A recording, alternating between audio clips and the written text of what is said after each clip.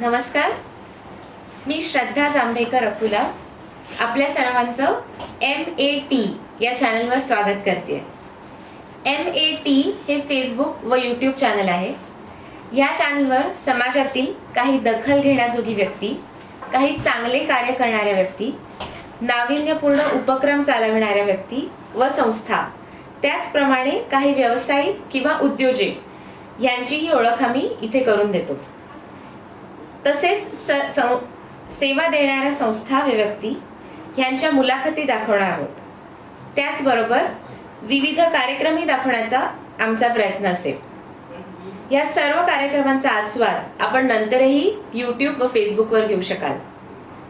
चला तर मग लाईक करा व सबस्क्राईब करा. आज इंटरनॅशनल पिकनिक डे, जागतिक सहल दिवस, या अंतर्गत जिज्ञासा ॲडव्हेंचर्स अँड टूर्सच्या नीता वैद्य यांच्याशी आज आपण गप्पा मारणार आहोत. सो नीता, तुझं आज आमच्या MAT या चॅनलवर स्वागत आहे. Thank you so much Shraddha. Thank you for coming. Thanks. Okay, so Neeta, आज आपण खूप गप्पा मारणार आहोत about your experience, about your journey, right? तर आम्हाला सुरुवातीला असं सांगशील की तुझी सुरुवात जिज्ञासा ॲडव्हेंचर्स अँड टूर्सची सुरुवात कशी झाली? जिज्ञासा ॲडव्हेंचर्स अँड टूर्सची सुरुवात तसं पाहिलं तर 2014ला झाली. 2016ला कंपनी रजिस्टर केली. पण ह्याचं बीज रोवलं होतं 1990 मध्ये. मी 10वीची परीक्षा दिली 1990ला. आणि युजली आपण असं करतो, 10वीच्या सुट्टीत म्हणजे खूप मोठी सुट्टी असते आणि आपल्याला म्हणजे एक ठसलेलं असतं की ह्याच्यासारखी सुट्टी परत आयुष्यात मिळणार नाही. त्यामुळे खूप काही करण्याची आपली इच्छा असते. सो तसं माझं, मी 10वीच्या सुट्टीमध्ये माझे काही शाळकरी मित्रमैत्रिणी आणि आम्ही हरिश्चंद्रगडला पहिल्यांदा ट्रेकला गेलो. माझं माहेर नगरचं आहे, अहमदनगरचं. ओके. सो तिथून आम्ही काही जण हरिश्चंद्रगडला ट्रेकला गेलो. आणि पहिल्यांदा केलेला ट्रेक होता. म्हणजे कधीही तोपर्यंत डोंगर दऱ्यांमध्ये फिरलेली नव्हते. म्हणजे शेतावर मी नेहमी जाऊन राहायचे, माझ्या माहेरची शेती पण आहे, तर शेतावर नेहमी जाऊन राहायचे. त्यामुळे निसर्गात राहायला खूप आवडायचं. पण डोंगरामध्ये जाण्याचा, डोंगरात जाण्याचा, डोंगरावर किल्ल्यावर जाण्याचा तो पहिला अनुभव होता. आणि इट वॉज सो अमेझिंग की तिथे असतानाच ठरवलं की परत परत या ठिकाणी तर यायचंच, पण अशा प्रकारच्या ऍक्टिव्हिटीज किंवा ट्रेकिंग हे सतत करत राहायचं. त्यामुळे 90 सालीच याची सुरुवात झाली. आणि अहमदनगरमधनं ग्रुप ॲज सच आमचा पहिला होता. तर त्यावेळेलाच आम्ही ओंकार ट्रेकर्स या नावाने आमची एक संस्था चालू केली होती. आणि त्या अंतर्गत 90 सालापासून माझं लग्न झालं जानेवारी 99 मध्ये. तर तोपर्यंत रेग्युलरली सह्याद्रीमध्ये ट्रेकिंग, हिमालयात ट्रेकिंग, ॲडव्हेंचर कॅम्प्स, नगरच्या जवळ आम्ही आठवडाभराचा ॲडव्हेंचर कॅम्प घ्यायचो लहान मुलांसाठी. आणि हिमालयात पण घ्यायचो. म्हणजे मनालीची जी गव्हर्नमेंट इन्स्टिट्यूट आहे, जी सध्या Atal Bihari institute of mountaineering and allied sports या नावाने ओळखली जाते, त्यावेळेला WHMI होती. तर त्या ठिकाणी आम्ही घ्यायचो, उत्तराखंडला घ्यायचो. तर अशा प्रकारच्या ऍक्टिव्हिटीज तेव्हापासूनच सुरुवात झाली होती. पण लग्नानंतर खूप मोठा गॅप गेला, 15-16 वर्षांचा. आणि 2014ला मी माझ्या मुलीला, मोठ्या मुलीला ग्लेशियर दाखवण्याच्या निमित्ताने परत ट्रेकिंगला सुरुवात केली. आणि मग मात्र मला राहवलं नाही. म्हणजे पॅशन पासून एवढा काळ मी लांब राहिले होते. पण 2014ला परत ट्रेकिंगला सुरुवात केली, तीही ऍक्सिडेंटली. जसं मी सांगितलं की त्यावेळेला मी एका नामांकित कंपनीमध्ये रिजनल मॅनेजर या पदावर कार्यरत होते. पण मुलीला ग्लेशियर बघायचंय, इथून नाशिकहून मी चौकशी केली तर ग्लेशियर ट्रेक कोणी करणारं नव्हतं तेव्हा. म्हणून मग विचार केला की आपणच जाऊयात, करूयात. पण गंमत अशी होती की महत्वाची जबाबदारीचं पद होतं आणि सलग 15 दिवस. ग्लेशियर ट्रेक हा छोटा नसतो. नाशिकहून जाऊन येऊन साधारण 14 ते 15 दिवस लागणार होते. एवढी सुट्टी मिळेल का हा प्रश्न होता. मी म्हणलं ट्राय तर करू, म्हणून CMDशी बोलले आणि त्यांना स्पष्ट सांगितलं की म्हणलं असं असं मुलीला घेऊन मला ट्रेकिंगला जायची इच्छा आहे. आणि वॉज सो हॅपी की त्यांनी आनंदाने होकार दिला. अरे वा, तू खूप छान करतेस, मे महिन्यात जा. तसंही स्लॅक असायचा आमचा मे महिन्यामध्ये. म्हणजे बऱ्यापैकी रिलॅक्स असायचं शेड्यूल. सो मस्त एकदम आनंदात आम्ही दोघींनी बुकिंग केलं. आणि आम्ही दोघी जातोय म्हटल्यानंतर एक एक करून माझ्या काही मैत्रिणी आल्या, मैत्रिणींच्या मुली, 4 मुलं पण त्या ट्रेकला, लहान, अगदी 8वी 9वीची मुलं, माझ्या मुलीचे मित्र, माझ्या मैत्रिणींची मुलं, असं आम्ही 17 जण झालो आणि बापरे. 2014ला आम्ही पिंडारी ग्लेशियरचा ट्रेक केला. म्हणजे मोठ्या गॅप नंतर 1998ला मी ट्रेक केला होता. त्याच्यानंतर ते 2014ला मधल्या काळात पूर्णपणे बंद होतं ट्रेकिंग, बिलकुल आउट ऑफ टच. म्हणजे एवढे सगळे झाल्यावर थोडंसं मला स्वतःला, कारण पिंडारीचा ट्रेक माझा आधी झालेला होता, म्हणजे मी स्वतः थोडीशी कॉन्फिडन्स लूज झाला होता.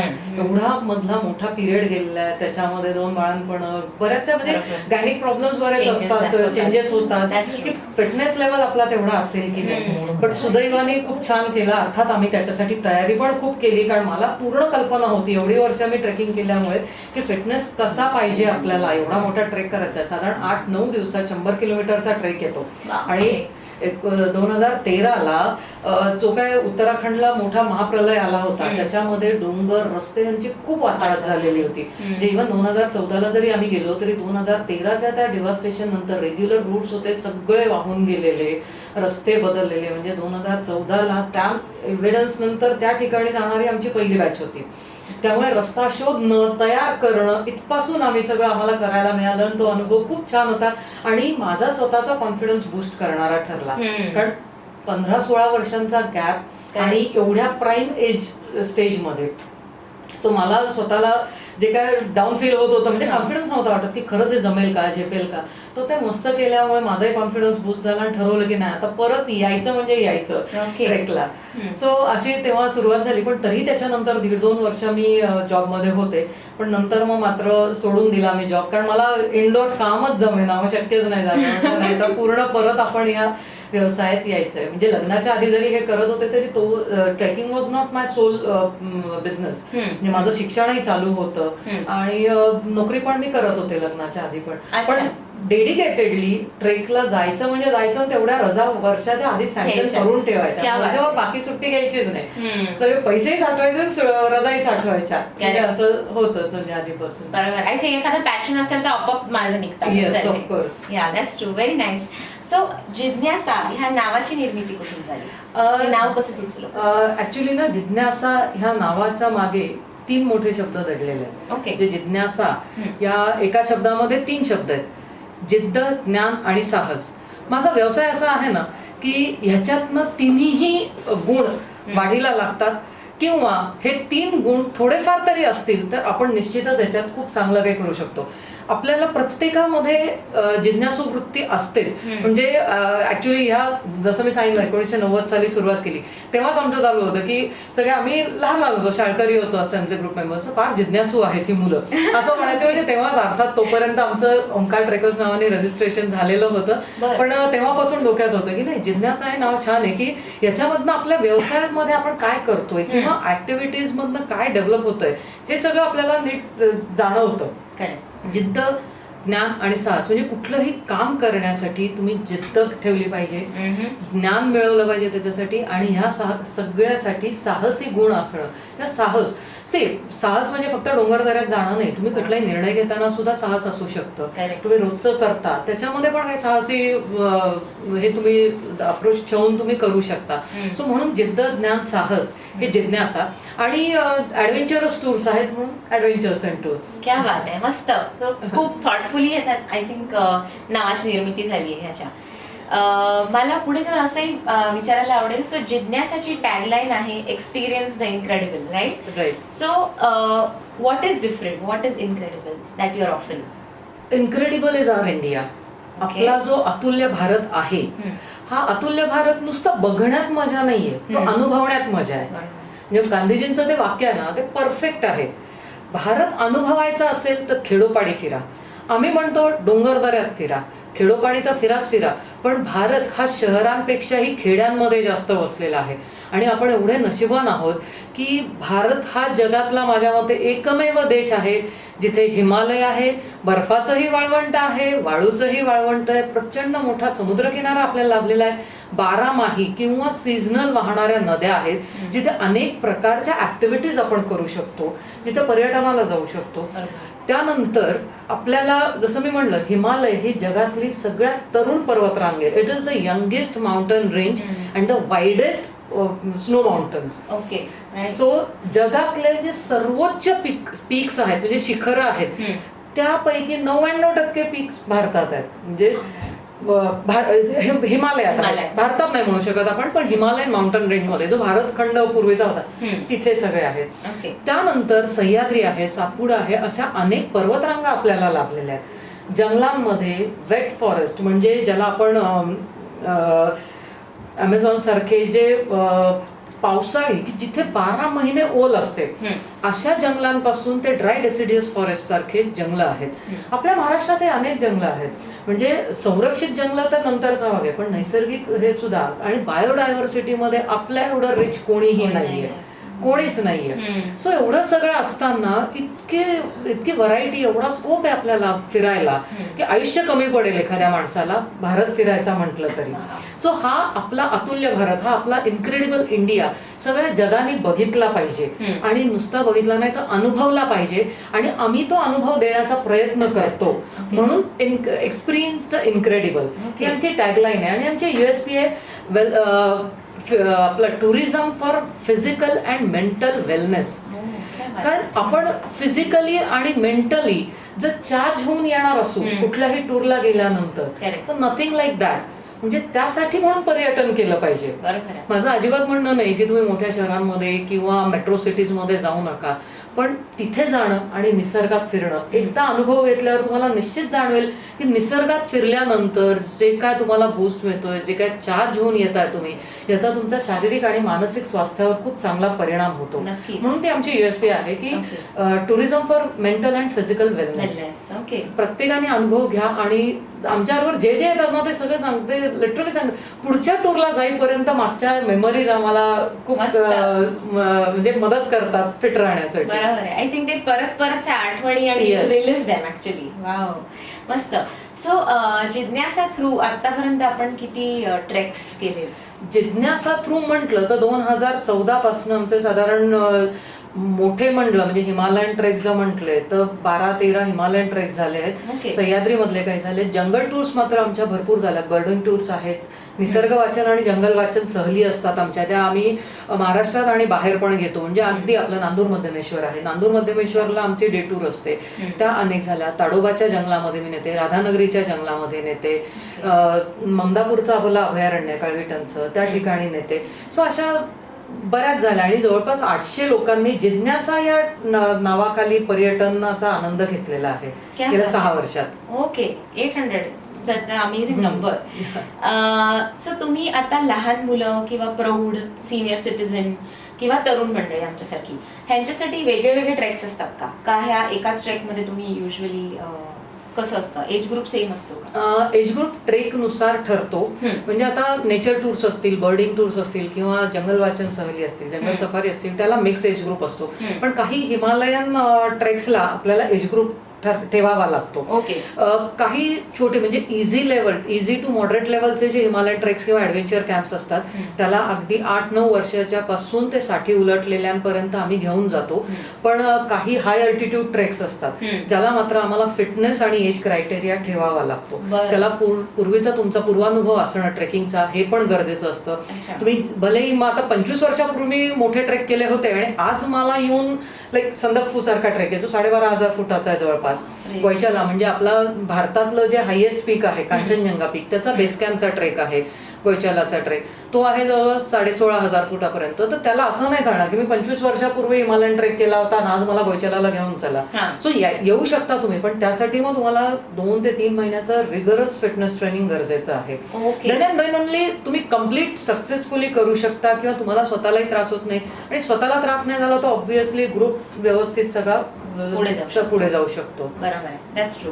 सो जेव्हा तुम्ही ऑर्गनाईज करता आणि एखादा ग्रुप तुमच्याकडे येतो की त्यांना जायचं आहे, आता for example 20-30 people come to you, ह्यांना परत त्यांचं to break the ice so that they get to know each other, ह्याच्यासाठी तुम्ही काही ऑर्गनाईज करता का? काही मीटिंग्स? येस, जाण्याच्या आधी मीटिंग्स आपल्याला घ्याव्याच लागतात आणि आमचं पूर्ण शेड्यूल तयार असतं. आम्ही कुठे जाणार आहोत त्या भागाचं शूटिंग करून आम्ही व्हिडिओ तयार केलेला असतो जो आम्ही सगळ्यांना दाखवतो. म्हणजे for example you as an participant you wish to come with us, right, you wish to register your name, enrol your name. तर त्यावेळेला आम्ही तुम्हाला पूर्ण कल्पना देतो की हा ट्रेक कसा आहे, आपलं डेली शेड्यूल काय असणार आहे, किती वाजता शेड्यूल सुरू होतं, त्या दिवसाला आपण किती चालणार आहोत, किती चढणार आहोत, आहोत, ओके, अल्टिट्यूड किती गेन करणार आहोत आपण, आपला मुक्काम कशा ठिकाणी असणार आहे हे तुम्हाला आता सांगितलं जातं. तुमचे गार्डियन पेरेंट्स जे असतील त्यांनाही याची पूर्ण कल्पना दिली जाते, जेणेकरून तुम्हाला mentally you will be prepared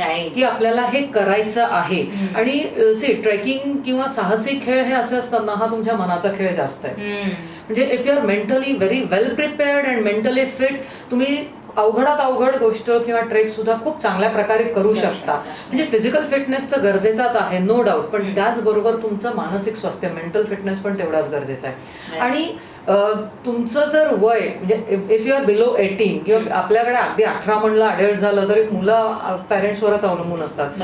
so त्या केसमध्ये पॅरेंट्सना सुद्धा ही कल्पना पूर्णपणे आम्ही देतो की आम्ही काय करणार आहे, कुठल्या एरियात चाललोय, त्याचं जिओग्राफी कशी असणार आहे, मुलांना जे काय चढायचं त्याचं डिफिकल्टी लेवल कशी आहे, ही सगळी कल्पना दिली जाते. आणि त्याच्या प्रॅक्टिससाठी आम्ही ट्रेकच्या आधी म्हणजे साधारण मुलांच्या वार्षिक परीक्षा संपल्या की आम्ही डेली बेसिसवरती नाशिकच्या जवळपास ट्रेकिंगला नेतो, प्रॅक्टिसला नेतो. आता त्याच्यात सगळ्यांनाच यायला जमतं असं नाहीये, ज्याला जसं जमेल. नाहीच जमलं तर तुम्ही बिल्डिंगचे मजले पायी चढू शकता, जिने सायकलिंग करू शकता. किमान 6 किलोमीटर डेली वॉक गरजेचं आहे, अँड दॅट टू ज्या शूज घालून, जे शूज घालून तुम्ही ट्रेक करणार आहात त्याच शूज वरती. कारण नवे कोरे शूज घेऊन तुम्ही ट्रेकला जाल, शू बाईट होऊ शकतो. आणि म्हणजे कितीही तुम्ही मेंटली फिजिकली फिट असा तुमचे पाय तुम्हाला साथ देत नाही. सो ह्या खूप बारीक सारीक गोष्टी असतात. तुम्ही काय काय मटेरियल कॅरी करायचंय, म्हणजे मोठा ट्रेक म्हणजे खूप मोठी सॅक घेऊन जायची, खूप थंडी म्हणजे खूप कपडे न्यायचे असं नसतं. जेवढं लाईट वेट कमीत कमी सामान घेऊन आपण ट्रॅव्हल करू, कारण आपलं ओझं आपल्यालाच व्हायचंय ज्याची आपल्याला अजिबात सवय नसते. सो त्यामुळे स्ट्रोलर किंवा ट्रॉलीची बॅग नेणं आणि पाठीवरती खांद्यावर आपली सॅक टाकून नेणं ह्याच्यात खूप फरक असतो. सो बऱ्याच वेळा आम्ही ती पण प्रॅक्टिस करवतो की ओझं आपल्या पाठीवर भरायचं आणि चढायचं. नाशिकच्या जवळपास अगदी डेली बेसिसवर मग पांडव लेणं करू शकतो आपण, चामर लेणं करू शकतो की गाडीवर जाऊन आपण तासाभरात परत येऊ शकतो प्रॅक्टिस करून. त्यानंतर अंजनेरी आहे, ब्रह्मगिरी आहे, दुर्गभंडारा आहे, रामशेस्ता किल्ला आहे की हाफ डे आपण पटकन ट्रेक करून येऊ शकतो. मग वन्स इन अ वीक आपण तेही करू शकतो. डेली बेसिसवरती चामर लेणं, पांडव लेणं 2-3दा जरी सलग वर खाली केलं तरी दॅट इज इनफ. अगदीच तिथेही जायला वेळ नसेल तर तुम्ही एक 6 किलोमीटरचा वॉक किंवा 5 ते 6 किलोमीटरचा walk, that's sufficient. Acha, okay. Yes. So basically preparing them to, mentally preparing so that they are physically prepared. Yes. So willpower इथे पण काम करते. मला पुढे असं विचारायचं आहे की खूप मोठी रिस्पॉन्सिबिलिटी आहे आणि तुम्ही ऑलरेडी त्यांना एवढं प्रिपेअर करता, तुम्ही तुमच्या साईडनी एफर्ट्स घेता की नाशिकमध्ये त्यांना इथेच सुरुवात करायला, सो दॅट अजिलिटी, इंडोरन्स जरा वाढेल. तर ह्या तुमच्या रिस्पॉन्सिबिलिटीमध्ये अजून तुमचं फॅमिलीमधनं कोणाचा सपोर्ट आहे का? Yes, of course. माझ्या दोन्ही मुली मला या कामात मदत करतात. वास्तविक दोघी लहान आहेत, टीनेजर आहेत, पण सुदैवाने त्यांना ट्रेकिंगची आवड निर्माण झाल्यामुळे मी खरंच हा व्यवसाय स्वीकारू शकले. जसं मी सांगितलं, मुलीला 2014ला ट्रेकला न्यायचं होतं. She was hardly 13 years that time. So आणि आवडलं त्यांना फॉर्च्युनेटली, आणि त्या पण मनापासून करतात. बाकी ह्याला कसं आहे, म्हणजे बॅकग्राऊंडचं पण काम खूप असतं. ज्यावेळेला ट्रेकला आपल्याला न्यायचं आहे तर खूप साऱ्या गोष्टींची तयारी असते, त्याही करतात. आणि ऑन फील्ड सुद्धा त्यांची मदत खूप असते. आणि हळूहळू आता ट्रेकला रेग्युलरली येणारे जे माझ्याबरोबर येणारे मुलं मुली आहेत त्यांचा पण सपोर्ट मला दरवेळेला खूप छान मिळतो. आणि फॅमिली, एक्सटेंडेड फॅमिली मेंबर्स म्हणशील तर ते तर खूपच आहेत की आता ज्या ज्या ठिकाणी आम्ही जातो त्या ठिकाणच्या गव्हर्नमेंट ऑर्गनायझेशन्सची आमचं टाईप आहे. लाईक उत्तराखंड गव्हर्नमेंटचे 2 इन्स्टिट्यूट्स आहेत, हिमाचल गव्हर्नमेंटचे, अरुणाचल गव्हर्नमेंटची आहे, सिक्कीम आणि आसाम सारख्या ठिकाणी किंवा पश्चिम बंगाल सारख्या ठिकाणी मी प्रायव्हेट एजन्सीजची मदत घेते. सो जरी त्या प्रायव्हेट एजन्सीज असल्या तरी those people are very well experience आणि एव्हरेस्टर्स आहेत. म्हणजे माझ्या प्रत्येक ट्रेकचं आतापर्यंतचं वैशिष्ट्य असं आहे की एक तरी एव्हरेस्टर मी बरोबर नेते. वाय एव्हरेस्टर? एक तर त्यांचा स्वतःचा फिटनेस, आणि लोकल एव्हरेस्टर म्हणजे मी इथून नाही घेऊन जात. लोकल लोक तिथे असणं का गरजेचं आहे? वातावरणात खूप छोटे मोठे बदल होत असतात की जे आपल्याला सेन्स होत नाहीत. आपण खूप वेगळ्या वातावरणात राहणार, म्हणजे आपण जवळपास समुद्र सपाटीला राहणारे लोक आहोत. लोकल लोकांना बारीक सारीक वातावरणातले फरक खूप चांगले जाणवतात. लोकल वनस्पती, लोकल औषधांची आणि लोकल अल्टरनेटिव्ह रूटची त्यांना खूप चांगली माहिती असते. सो बऱ्याच वेळा असं होतं की वातावरणात बदल झाला, अचानक खूप पाऊस पडला तर रूट बदलावा लागतो. आणि तो आपण इथून लास्ट मिनिट चेंजेस, आणि ती लिबर्टी मी स्वतःकडे पण ठेवत नाही, मी त्यांना दिलेली असते. As an expert, as a local, you take this decision which would be the safest route. See, trek करणं ही कुठली स्पर्धा नाहीये. तुम्ही ह्या रूटने सांगितलं होतं याच रूटने तिथे पोहोचलंच पाहिजे असं नाही. आपण जातोय आनंद घ्यायला, निसर्गाचा आनंद घ्यायला, स्वतःची कपॅसिटी वाढवायला. So that is the ultimate goal. म्हणजे तुम्ही आनंद ह्या डोंगरावर जाऊन घ्या नाही तर त्या डोंगरावर जाऊन घ्या. जंगल असतंच, युजली असतं, म्हणजे जंगलातनं साधारण रूट्स असतात, थोडेफार गावांमधनं आपल्याला जायला लागू शकतं. सो हे चेंजेस वेळेवर करायला लागू शकतात. म्हणजे अरुणाचलच्या ट्रेकला तर आम्हाला डेस्टिनेशन तेच राहिलं, पण तिथे पोचायचा रूट 100% बदलावा लागला होता. कारण इतका पाऊस झालेला, एवढी दलदल, की आम्ही ज्या ठिकाणी मुक्काम आधी करायचे ठरवलेले होते तिथे शक्यच नव्हतं मुक्काम करणं. मग आम्हाला अजून साधारण 13 ते 14 किलोमीटरचा रूट वाढला आमचा, पण आम्ही रूट बदलून तिथे गेलो. आणि दॅट वॉज ऑसम. म्हणजे कोणाचीही काही तक्रार नसते, कारण जे काय बघतोय आपण ते खूप सुंदर असतं. निसर्गरम्य ठिकाणी फिरत असतो, त्यामुळे मजा असते. मस्त. So I think presence of mind इथे इम्पॉर्टंट आहे खूप, की to be able to take decision. Yes, of course. मस्त, व्हेरी नाईस. सो मला पुढे जाऊन असं विचारायचं की आपण नाशिकमध्ये आता we are blessed with beautiful nature around us. नाशिकमध्ये असे काही अनएक्सप्लोर्ड ट्रेल्स आहेत का तुमचे, नेचर ट्रेल्स किंवा ट्रेक्स असे जे अनएक्सप्लोर्ड आहेत, जे अजून माहीत नाही आहेत? स्पेशली आत्ताच्या सिच्युएशनमध्ये जेव्हा आपल्याला खूप बाहेर जाता येत नाही ऑब्व्हियसली, पण हळूहळू ज्या सिच्युएशन थोडी थोडी बदलेल, बाय सप्टेंबर ऑक्टोबर, तेव्हा आपल्याला कुठे जाता येईल? Very well said. We are very much blessed with nature. कारण आपल्या चारही बाजूंनी डोंगर आहेत, भरपूर पाणी आहे, शुद्ध आणि मोकळी हवा आहे. सो जस्ट लिव्ह नाशिक आणि तुम्ही कुठेही जा ते छानच आहे. म्हणजे लिटरली चारही दिशांना. आत्ताची सिच्युएशन अशी आहे ना की आपण आता काहीच प्रेडिक्ट करू शकत नाही. वास्तविक हा खूप आमचा महत्वाचा सीझन वाया गेलेला आहे म्हणू शकतो आपण. पण ह्याचा एक खूप मोठा फायदा निसर्गाला असा झाला ना की निसर्ग स्वतःला रिकव्हर करतोय. कारण आपण खूप मोठ्या संख्येने फिरतो आणि अवेअरनेस तसं पाहिलं तर आपल्याकडे अतिशय कमी आहे. निसर्गात फिरताना काय काळजी घ्यावी हे फक्त म्हणजे ट्रेकिंग माइंडनी फिरणारे लोक असतात ना तेच. म्हणजे तुम्ही पर्यटक म्हणून जाऊ नका, एक ट्रॅव्हलर म्हणून जा. निसर्गाचं संवर्धन जरी करू शकत नाही ना तरी तुम्ही निसर्गाला कमीत कमी हानी कशी पोचवाल हे बघणं खूप गरजेचं आहे. आपण आपले ट्रेसेस तिथे काही सोडून यायचे नाहीये, आपण फक्त फुटप्रिंट सोडून यायचे. आपण जे नेतोय ना ते सगळ्याच्या सगळं परत आणलं पाहिजे. कागदाचे कप्पे सुद्धा तिथे पडायला नको. इनफॅक्ट तिथे जर काय असेल तर ते कसं घेऊन येता येईल आपल्याला हा विचार व्हायला पाहिजे. सो नाशिकच्या जवळपास अनेक अनएक्सप्लोर म्हणण्यापेक्षा व्हेरी लेस एक्सप्लोर्ड, अनएक्सप्लोर्ड तर आहेच आहे, बट व्हेरी लेस एक्सप्लोर्ड ठिकाणं पण आहेत आणि निसर्गरम्य आहेत, डोंगर चांगले आहेत तिथे. छोटं मोठं म्हणजे हलकं फुलकं ऍडव्हेंचर तुम्ही निश्चित करू शकता. फक्त एकच आहे, थोडं लेस एक्सप्लोर्ड किंवा अनएक्सप्लोर्ड ठिकाणी जाताना तज्ज्ञ मंडळींना घेतल्याशिवाय जायचं नाही. तुम्ही लोकल वाटाड्या घ्या.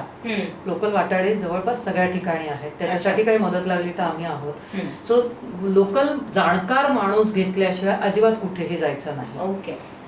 म्हणजे हे सगळ्यात महत्वाचं आहे की अनएक्सप्लोर्ड आहे, नाशिकच्या जवळच आहे, खूप काही मोठं नाही, अवघड नाही, आपणच जाऊ असं करायचं नाहीये.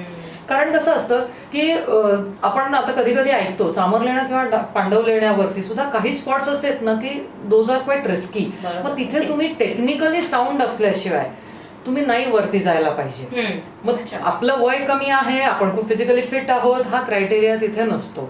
तिथे तुमचा प्रेझन्स ऑफ माइंड आणि त्याहीपेक्षा तुमचा एक्सपिरियन्स कामी येतो. ओके.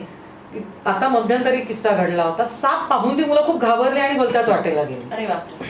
म्हणजे तो साप चावलेला परवडला असं होतं. मग कधी कधी वास्तविक साप तुम्हाला चावायला म्हणून तिथे आलेला नसतो, त्याचा जात असतो. गिव्ह हिम रिस्पेक्ट, जा बाबा तुझं घर आहे, तू पहिले जा, आम्ही येतो मागे. सो प्रत्येक वेळेला निसर्ग आपल्याला संधी देईल असं नसतं, कारण आपला केलेला आगाऊपणा असतो तो. त्यामुळे कधीही जाताना अगदी नेहमीच्या वाटा असतील तरच एकटं दुकटं फिरा, अदरवाईज एकटं दुकटं कधीही फिरायचं नाही. आणि फॉर्च्युनेटली हा पावसाळा अजून मी तर म्हणते ना, पावसाळा पण लॉकडाऊन मध्ये गेला ना तर निसर्ग गेले 3 महिन्यात जो रिकव्हर झालाय अजून चांगल्या प्रकारे रिकव्हर होईल.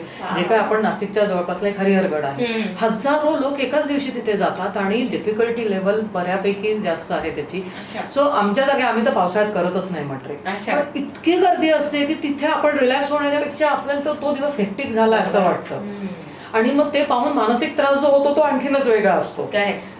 त्यापेक्षा मग तिथे न गेलेलं बरं, आपल्या आपण जवळपास फिरून यावं, दॅट्स इट.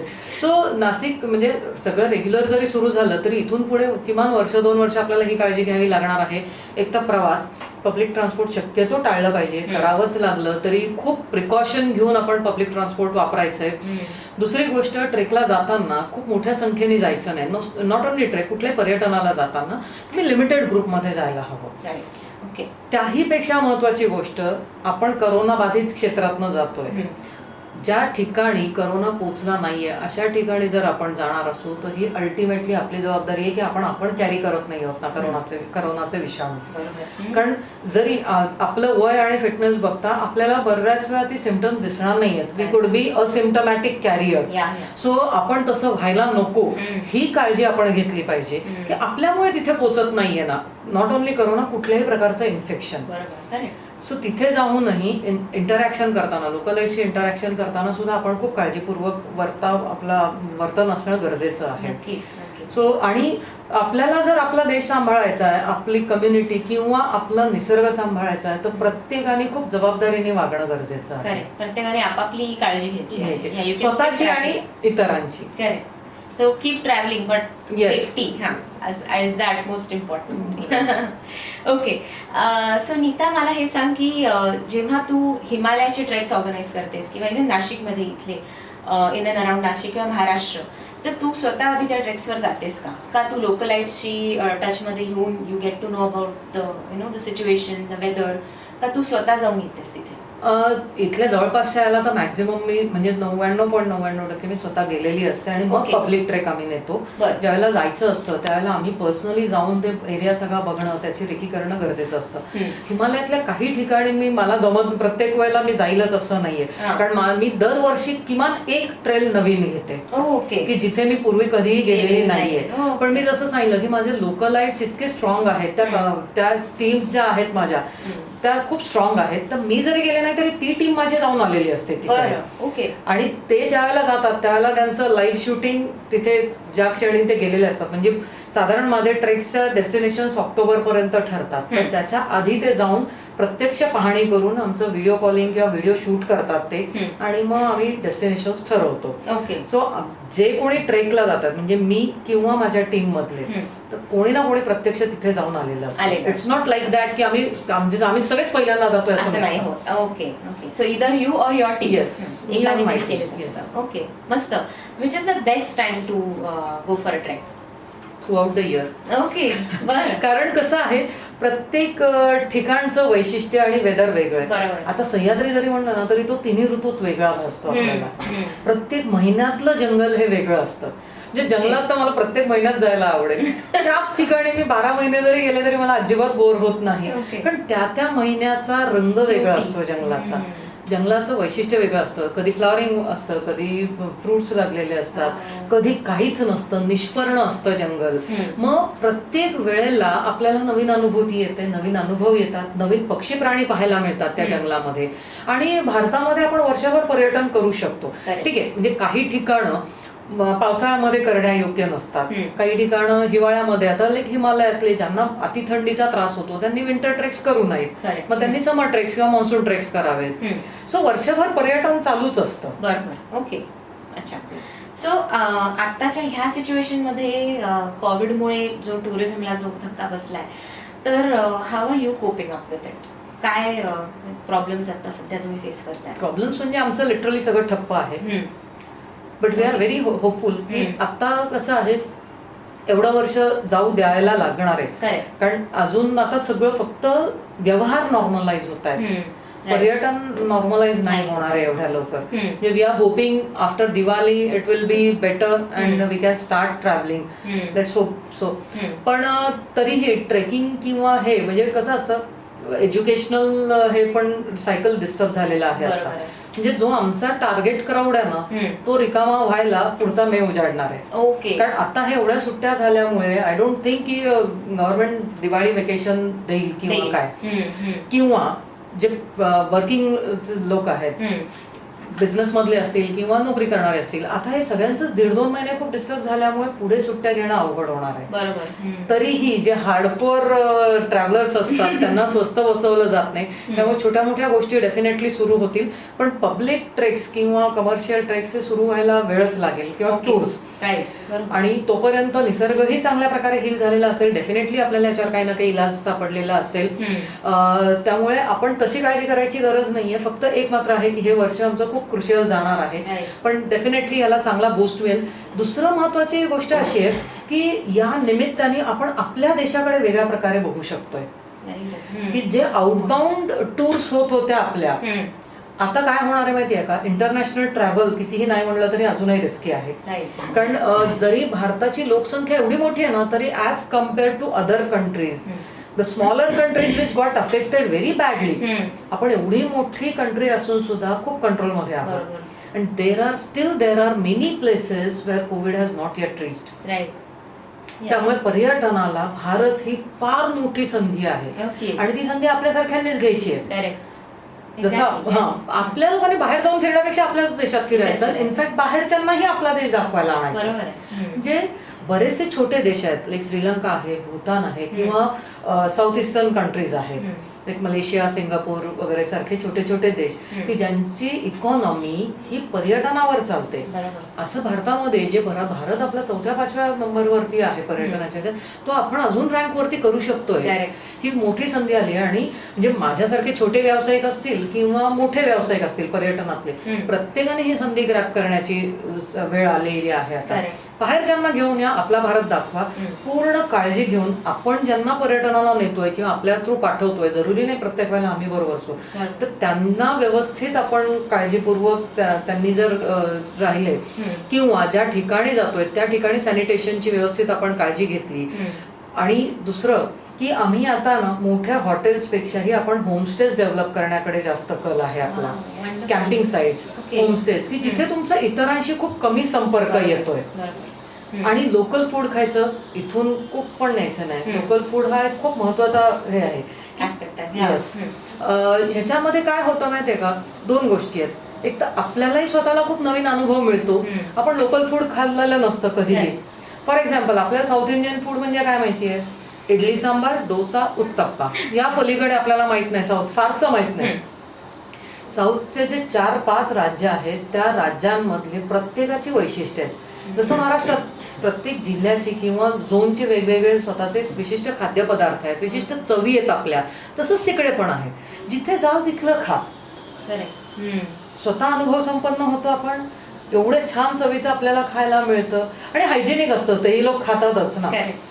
चांगली ठिकाणं आपण शोधून ठेवलेली असतात आम्ही की आपल्याला कुठे जाऊन काय खायचं आहे, आणि तिथल्या लोकल व्यवसायाला चालना मिळते. त्या निमित्ताने आपलं लोकलाईटशी चर्चा होते, त्यांच्याकडून त्यांच्या कल्चरबद्दल. म्हणजे फूड कल्चर सुद्धा खूप रिच आहे भारताचं, अतिशय रिच आहे. प्रत्येक ठिकाणी वापरले जाणारे मसाले वेगळे असतात, तेलं वेगळी असतात, त्यामुळे तुमच्या पदार्थाला वेगळी चव येते. आपल्याकडचं सांबार कर्नाटकातलं वेगळं, केरळचं वेगळं, आंध्रचं वेगळं, तमिळनाडूचं वेगळं. का तर ते तेल आणि मसाले पण वेगळे असतात ना. म्हणजे म्हणायला आपण डाळ तीच असते, भाज्या त्याच असतात, पण मसाले आणि तेल ह्याच्याने सुद्धा खूप फरक पडतो.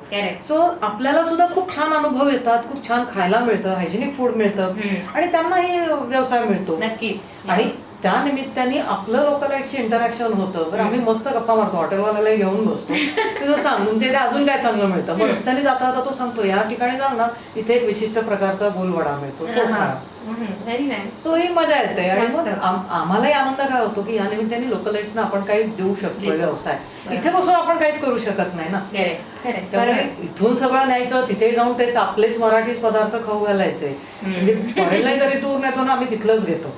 फक्त एक असं की मी स्वतः प्युअर व्हेजिटेरियन आहे, त्याच्यामुळे कुठेही गेल्यानंतर व्हेजच लागतं. ते मात्र शोधाशोध करून ठेवतोच आम्ही. आणि असं मला आजता काय ट्रेकिंगला इतक्या ठिकाणी आम्ही गेलो ना, कुठेही आम्हाला व्हेज फूड मिळायला अडचण आली अजिबात नाही आली. उलट इतकं छान छान खायला मिळतं. म्हणजे अरुणाचलला तर एवढ्या भाज्या वेगवेगळ्या मिळतात, म्हणजे खरंच मजा आहे. साधे आपलं फॉर्न असतं ना, त्या फॉर्नच्या कोंबांची भाजी, त्याच्या पाल्याची भाजी, बांबू शूटची भाजी, लोणचे त्यांचे वेगवेगळे असतात, याचं दूध याच्या दुधाचा चहा कॉफी किंवा त्याचंच पनीर, त्याचंच लोणी. सुंदर, मजा येते, खूप छान वाटतं.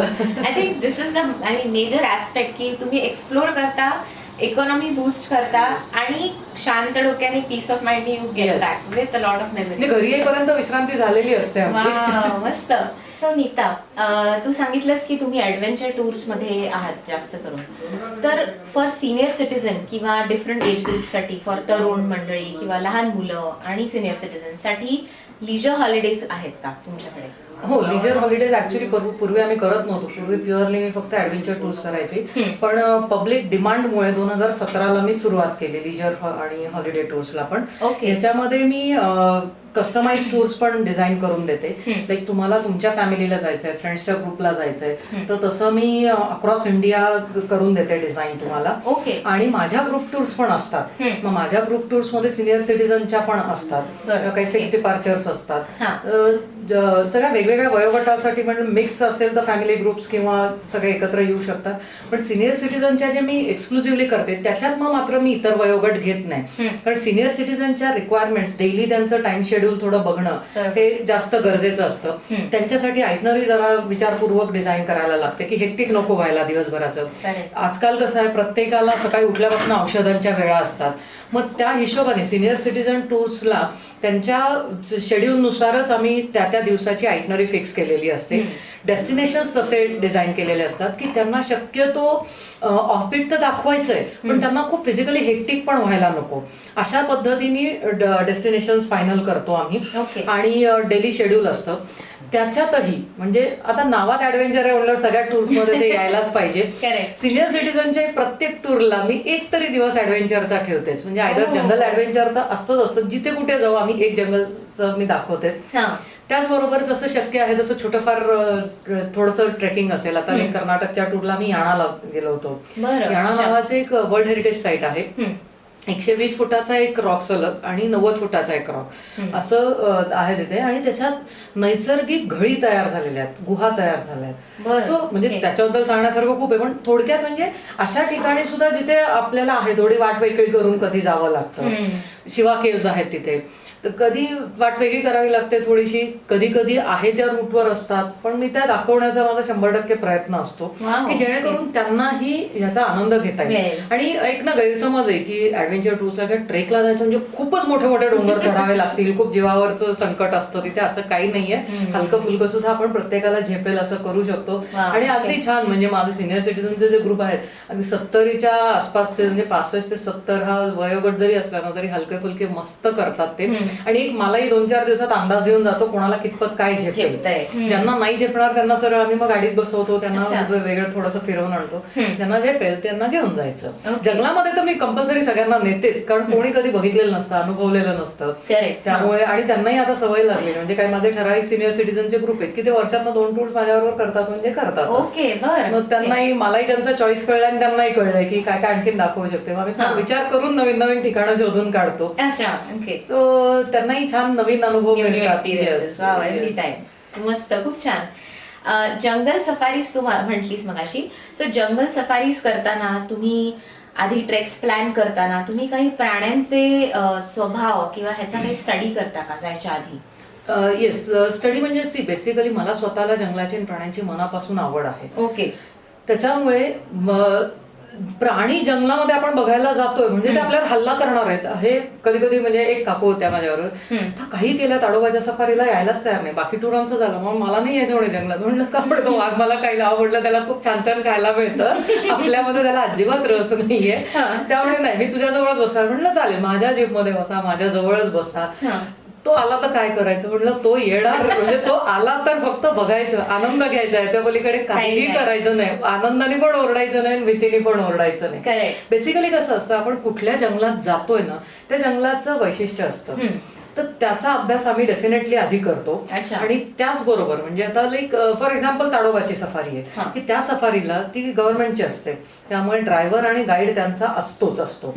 पण जर काही आता फॉर एक्झाम्पल तुला खूप मनापासून आवड आहे, गव्हर्नमेंट गाईड आणि ड्रायव्हर व्यतिरिक्त तुला जर नॅचरलिस्ट हवा असेल, स्पेशलिस्ट हवा असेल, लाईक वाईल्ड लाईफ फोटोग्राफर्स आहेत माझे चांगले काही तिथे, Okay. त्यांना सुद्धा मी तुमच्याबरोबर देऊ शकते at an additional cost. Okay. तर त्याच्यामुळे आणि गाईडला पण आम्ही इतकं छान सांगतो की बघ तुम्ही तिथली सगळी माहिती द्या. ताडोबाचं जरी वाघांचं जंगल असलं तरी वाघ दिसणं हे नशिबावर असतं. राधानगरी दाजीपूरचं अभयारण्य जरी गव्यांचं असलं तरी गवा दिसणं हे नशिबावर असतं. पण जे दिसतंय ना त्याचा आनंद घ्या, त्याचा अनुभव घ्या. कारण जंगल हे आपलं घर नाहीये. आपण आपल्या घरात बघतो त्या कुठल्याही गोष्टी तिथे बघायला मिळणार नाहीत आणि तिथे जे बघायला मिळणार आहे ते बाहेर कुठेही बघायला मिळणार नाही. त्यामुळे जिथे जात आहे त्याचा पूर्ण आनंद घ्या. झाडं बघा, पक्षी बघा. नॅचरल हॅबिटॅट मध्ये कधी बघणार हो आपण ह्या सगळ्या गोष्टी. आणि खूप छोट्या छोट्या गोष्टी असतात की ज्या आपल्याला तिथले गाईड्स किंवा लोकल गाईड्स असतात, आमचे नॅचरलिस्ट असतात, ते खूप छान माहिती देतात आपल्याला त्याविषयी. बऱ्याच वेळा प्राणी पक्षी तोच असतो पण त्याच्याबद्दल आपल्याला अजिबात माहिती नसलेली माहिती त्यांच्याकडनं मिळते. त्यांची घरटी बघायला मिळतात, त्यांची छोटी पिल्लं त्यांच्याबरोबर असली तर ती बघायला मिळतात. आणि आम्हाला एका जंगलात तर इतका छान अनुभव आला. राधानगरीला वॉकिंग ट्रेल आम्ही घेत होतो. ते जंगल इतकं छान आहे ना, म्हणजे जैवविविधता तर भरपूर आहेच. 350 स्क्वेअर किलोमीटरचं जंगल आहे. आम्ही छान वॉकिंग ट्रेल चाललेला आणि असं साईडने काहीतरी सरसर करत गेलं आणि ते एवढं कॅमोफ्लेज झालेलं होतं. एक घोरपड आणि तिचं छोटूसं पिल्लू, म्हणजे अक्षरशः एवढंसंच पिल्लू. घोरपड भरपूर मोठी होती आणि एवढंसंच पिल्लू, असं हिरवट रंगाचे होते. ते गेले पुढे आणि आम्हालाही कळलं आणि तिलाही कळलं काहीतरी वेगळं आहे इथे. ती पुढे जाऊन थांबली आणि माझा जो गाईड होता, जंगलातला जो गाईड होता, त्याने फक्त खुणा करतो. मग अशा वेळेला आम्ही बोलत नाही. आणि सुदैवाने ना आम्ही इथून जंगलात जायचं असेल तर खूप इन्स्ट्रक्शन्स मला देऊन न्याव्या लागतात. तिथे गेल्यानंतर निघायच्या वेळेला पण तुम्ही कपडे कसे घातले पाहिजे, टीओ मारायचा नाहीये, खूप खूप इन्स्ट्रक्शन्स देऊन आम्ही जंगलामध्ये प्रवेश करतो. ओके. मग त्यावेळेला ती घोरपडची मस्त पिल्लाला घेऊन पुढे गेली. तिलाही उत्सुकता होती कोण आहेत म्हणून. तिने ज्या प्रकारे मागे वळून पाहिलं तिच्या पिल्लाबरोबर, दॅट वॉज अमेझिंग. म्हणजे आम्ही अजिबात फोटो बिटोही काढत बसलो नाही, फक्त नजरेत मनामध्ये साठवून ठेवायच्या या गोष्टी. असे अनेक अनुभव प्राण्या पक्ष्यांचे खूप छान येतात. आणि मग त्या जंगलाबद्दल आम्ही निश्चितच माहिती मी पण घेऊन जात असते, लोकांना थोडक्यात दिलेलीच असते. आणि जंगलात जायच्या आधी आणि तिथून आल्यानंतर जे एक्सपर्ट्स असतात, मग आम्ही काही डॉक्युमेंटरीज दाखवतो त्या जंगलाच्या आधी शूट केलेल्या असतात. किंवा इथे प्रत्येक वेळेला गेल्यानंतर जंगलातले सगळेच प्राणी तुम्हाला दर्शन देणार नाहीये. काही आपल्याला ठराविक बघायला मिळू शकतात. कधी कधी रेअरली दिसणारे प्राणी जे कधीतरी शूट झालेले आहेत कॅमेरामध्ये, मग अशांच्या रेकॉर्डेड फिल्म्स आम्ही दाखवतो. जंगलाबद्दल ऍडिशनल माहिती, कारण प्रत्येक ट्रेल किंवा प्रत्येक रूट हा आपला एक्सप्लोर होत नाही एका सफारीमध्ये. मग इतर ट्रेल्स वरती काय काय आहे, वनस्पती कुठल्या विषय म्हणजे वैविध्यपूर्ण वनस्पती आहेत, विशिष्ट असतात. आता राधानगरीच्या जंगलामध्ये अनेक औषधी वनस्पती आहेत. मग त्यांची इथे त्याचं प्रत्येकाचं ब्लॉसमिंग सीझन वेगवेगळा असतो. मग त्यांच्याबद्दल आम्ही माहिती देतो. सो अशा प्रकारे जिथे जातोय तिथली पूर्ण माहिती देण्याचा प्रयत्न असतो. त्या सीझनला जे दिसतंय ते तर साधारण नजरेला आपण अनुभवतोच, पण त्या व्यतिरिक्त पण जे काय आहे तर ती माहिती आम्ही पूर्णपणे देतो. खूप छान. म्हणून मग आम्ही याला जंगल वाचन या निसर्ग वाचन सहली म्हणतो. नुसत्या सफारी नाहीये. म्हणजे जरी ताडोबाची सफारी गेली ना तरी संध्याकाळी सफारी करून तुम्ही हॉटेलवरती, माझं जे एक इको रिसॉर्ट आहे त्या रिसॉर्टवर गेल्यानंतर त्या रिसॉर्टचा जो मॅनेजर आहे तो स्वतः एक्सपर्ट वाईल्ड लाईफ फोटोग्राफर आहे आणि नॅचरलिस्ट आहे. त्याचा ओनर वाईल्ड लाईफ फोटोग्राफर आणि नॅचरलिस्ट आहे. सो त्यांनी एवढं शूटिंग छान करून ठेवलेलं असतं, खडा माहिती आहे जंगलाची. त्यामुळे मस्त एकदम. आणि त्या आवारामध्ये वाघ किंवा मोठे जंगली प्राणी रात्रीचे फिरतात. त्यामुळे त्यांच्या तिथे आलेल्या पण फिल्म्स आहेत, त्याच्यावर छान त्यांनी छोट्या छोट्या डॉक्युमेंटरीज करून ठेवल्या. त्याला प्रत्येक प्राण्याची खूप चांगली माहिती आहे. सो अशा प्रकारची माहिती आम्ही नुसतंच गेलोय, तुम्ही सफारी बुक करत सफारी करून आलात आणि आमच्या बरोबर केलेली सफारी याच्यात हा फरक असतो. Wow, so this is how you are different. Okay, very nice. खूप व्हॅल्यू ॲडेड गोष्टी तुम्ही देताय. आय थिंक खूपच छान. मला सांग, जेव्हा जिज्ञासाची निर्मिती झाली तेव्हा त्याच्या आधी तुला काही प्रशिक्षण घ्यायला लागले का? Did you take any courses किंवा एनी स्पेशलायझेशन लाईक आयटा किंवा ट्रॅव्हल अँड टुरिझम? वास्तविक माझा आयटा किंवा ट्रॅव्हल टुरिझमचा कुठलाही कोर्स झालेला नाहीये. मी 90 साली ज्यावेळेला ट्रेकिंगला सुरुवात केली तेव्हा मात्र माझं प्रशिक्षण झालेलं आहे. मनालीची जे मी इन्स्टिट्यूटचा मगाशी उल्लेख केला, आता सध्याची Atal Bihari Vajpayee institute of mountaineering and allied sports, तिथे माझा 93 ला माझं पहिलं प्रशिक्षण तिथे झालं. त्यानंतर अहमदनगरला मिलिटरीचं जे बेसिक ट्रेनिंग रेजिमेंट आहे त्या रेजिमेंटमध्ये आम्ही जे मुलं मुली त्या काळी आम्ही ट्रेकिंग किंवा ह्या ऍक्टिव्हिटीज करत होतो, तर फॉर्च्युनेटली आमच्या ऍक्टिव्हिटीज नगरकरांना खूप आवडत होत्या आणि असं करणारं तिथे कोणीही नव्हतं. त्यामुळे मग आम्हाला स्पेशल परमिशन काढून आमचं बीटीआरचं बेसिक ट्रेनिंग रेजिमेंटमध्ये ट्रेनिंग झालं आणि ते दरवर्षी आम्ही अपग्रेड करायचो, कारण आम्हाला प्रॅक्टिसमध्ये राहणं गरजेचं आहे. तर ह्या गोष्टी कशा आहेत ना, एकदा तुम्ही शिकलात आणि सोडून दिलाय असं होत नाही. त्यामुळे येस, रिपिटेशन्स आपल्याला खूप करावे लागतात. तर तिथे 98 पर्यंत रेग्युलरली, म्हणजे 90 ते 98 हे 9 वर्ष आम्ही रेग्युलरली दरवर्षी आम्ही ट्रेकिंग या सीझनला, म्हणजे समर सीझनला सुरुवात करायच्या आधी आम्ही स्वतःला ब्रशअप करायचो तिथे. आमचा फिटनेस रेग्युलराइज करायचो, कारण वर्षभर आपण ह्या ऍक्टिव्हिटीज खूप नाही चालू ठेवू शकतो, कारण सगळे आम्ही शिक्षण घेत होतो.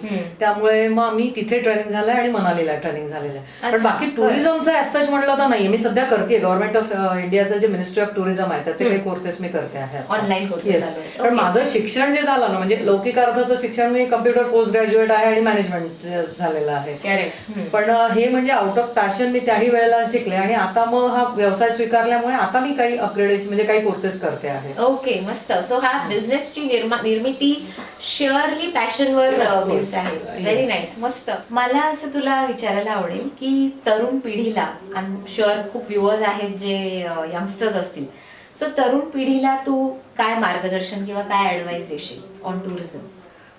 टुरिझम हे खूप इमर्जिंग फील्ड आहे आणि आपलं जसं मगाशी बोलणं झालं, पोस्ट कोविड भारतामध्ये खूप मोठ्या संधी आहेत.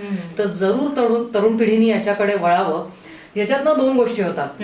जे पॅशनेट आहेत ना, त्यांचं स्वतःचंही पॅशन जगणं होतं, simultaneously you can turn your passion into your business profession, just like I did. But हे मला कळायला खूप वर्ष द्यावी लागली. सो तरुण मंडळी निश्चितच याचा हे करू शकतात. लाईक माझी धाकटी मुलगी आहे, ती 11वी टुरिझमला आहे, म्हणजे 11वी झाली आता. सो असं डेफिनेटली येऊ शकतात. पण ह्याच्यातही खूप छोटे छोटे सेगमेंट्स वेगवेगळे आहेत की तुम्ही तुमच्या चॉईसनुसार, जरुरी नाही की तुम्ही टुरिझम मध्ये आलात म्हणजे ऍडव्हेंचर किंवा हेच करा. अनेक छोटे छोटे सेगमेंट्स आहेत, तुम्ही तुमच्या चॉईसनुसार जाऊ शकता, आपल्या कपॅसिटीनुसार जाऊ शकता. त्याचबरोबर जसं मी मगाशी म्हणलं की पर्यटकांची सुद्धा मानसिकता बदलणं थोडंसं गरजेचं आहे. बरोबर. पर्यटकांची मानसिकता बदलायला सुरुवात ही तरुण आणि छोट्या मुलांपासून होणार आहे की आपल्याला काय बघायचं आहे आणि तिथे जाऊन आपल्याला काय आनंद मिळणार आहे. हे जर आपण ठरवलं, हे आपल्याला जर ठरवता आलं ना, तर निश्चितच खूप चांगला सगळ्यांच्या दृष्टीने आहे. म्हणजे नुसत्या पर्यटन व्यवसायाला नाही, पर्यटकांच्या दृष्टीतनं हा अप्रोच खूप चांगला आहे की तुम्ही लेस एक्सप्लोर ठिकाणी जा, कमी गर्दीच्या ठिकाणी जा आणि तिथे जाऊन बिहेव प्रॉपरली, सो दॅट तुमचा न्यूसन्स होणार नाही कोणाला आणि तिथल्या लोकल बिझनेसला, लोकल इकॉनॉमीला चालना मिळेल. सो तरुणांनी सुद्धा फिरताना खूप जाणीवपूर्वक आणि जबाबदारीपूर्वक फिरलं पाहिजे. ट्रेकिंग करा, तुम्ही नुसते फिरायला जा. अनेक मुलं आम्ही बघतो. आता माझ्याबरोबर पण मागे न्यूझीलंडची एक मुलगी, तिची आई आणि आईची मैत्रीण, म्हणजे आई आणि आईची मैत्रीण, देवर 57-55 एज. त्या मुलीचं वय 24 वर्ष होतं, पण त्या इतक्या जबाबदारीने वागत होत्या, आपल्यापेक्षा आपल्या देशाची माहिती त्यांना जास्त आहे असं वाटत होतं.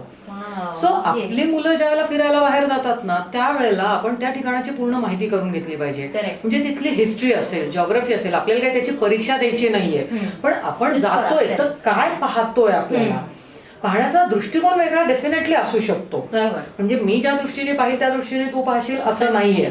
तुझा दृष्टिकोन वेगळा असू शकतो, तुझी आवड वेगळी असू शकते, पण किमान आपण आपल्या आवडीनुसार आपल्याला जिथे जातोय तिथे काय काय बघू शकतोय याचा निश्चितच आपण थोडाफार अभ्यास करून जाऊ शकतो. आणि आजकाल गुगलवरती सगळी माहिती खूप छान अवेलेबल आहे, की आपण थोडक्यात त्याची माहिती मिळवून त्याचा अभ्यास करून आपण डेफिनेटली जाऊ शकतो. मी परत म्हणेल, don't be a tourist, be a traveller. आपण कमीत कमी सामानामध्ये जास्तीत जास्त आनंद घ्या, जास्तीत जास्त अनुभव घ्या. आणि तरुणांमध्ये तर एवढं पोटेन्शियल आहे, एवढी एनर्जी असते की उलट त्यांच्या एनर्जीचा जिथे जाऊ तिथे फायदाच करून देऊ शकतो आपण. बरोबर आहे, ते इन्फ्यूज करतात एनर्जी. येस, त्यामुळे तरुणांनी जरूर ह्याच्याकडे व्यवसाय म्हणून तर बघावंच. तुम्ही फ्रीलान्सर होऊ शकता, तुम्ही कोणाला जॉईन होऊ शकता.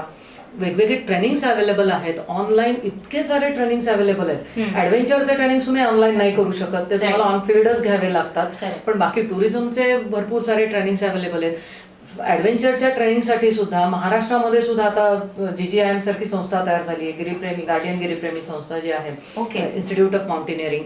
भारतामध्ये नामांकित माउंटेनिअरिंग इन्स्टिट्यूट्स आहेत ज्याच्यामध्ये तुम्ही अगदी 10 दिवसाच्या छोट्या कोर्स पासून ते महिनाभराच्या बेसिक आणि ऍडव्हान्स लेवलच्या कोर्सेस पर्यंत कोर्सेस तुम्ही करू शकता. ओके. आणि ते तुम्ही प्रोफेशन म्हणून करा किंवा नका करू, पण सेल्फ डेव्हलपमेंटसाठी सुद्धा खूप गरजेचे आहे. Very nice. आणि खरोखर म्हणजे पैसे द्यायचेच आहेत तर ते चांगल्या ठिकाणी देऊन चांगली ठिकाणं जरूर बघावीत, सगळ्यांनी जरूर आनंद घ्यावा. आणि basically you are learning something which is going to help you एक तर build about yourself, know about the places around you, आणि इम्पॉर्टन्स सगळ्याच गोष्टींचा आहे याच्यामध्ये. मस्त. On that note, thank you for revising my geography. माझं खूप जॉग्रफी रिवाइज झालं because of Kanchenjunga and mountain ranges. तू इथे आल्याबद्दल आणि एवढी छान माहिती दिल्याबद्दल अबाउट जिज्ञासा ॲडव्हेंचर्स अँड टूर्स, तुम्हालाही खूप पुढे शुभेच्छा ह्याच्यासाठी. पोस्ट कोविड तुमच्या खूप ट्रेक्स हव्यात. I'll be a part of it definitely. For sure. To be with Yes. you. So thank you for coming on our MAT show and we loved having you here. Thank you so much. मलाही खूप छान वाटलं, कारण ही सगळी सुट्टी म्हणजे 3 Himalayan trek सोडून घरात घालवली आहे, तर परत छान गप्पा मारायला मिळाल्या या निमित्ताने ट्रेकिंगच्या संदर्भात. तुझ्या पण रिलीफ झाल्या सगळ्या. खूप छान वाटलं. व्हेरी नाईस, खूप छान. सो तुम्ही सुद्धा लाईक करा, सबस्क्राईब करा आमच्या MAT या यूट्यूब व फेसबुक चॅनलवर. असेच आम्ही खूप छान कार्यक्रम घेऊन येतो, अशा व्यक्तींना, अशा संस्थांना सगळ्यांना ऑपॉर्च्युनिटीज देऊ. तुम्हालाही तुमच्या बिझनेसबद्दल किंवा तुमच्या उपक्रमाबद्दल जर माहिती द्यायची असेल तर खाली ह्या लिंकवर जो नंबर आहे त्याला कॉन्टॅक्ट करा. लाईक आणि सबस्क्राईब करायला विसरू नका. Thank you so much and have a nice and peaceful day. Thank you.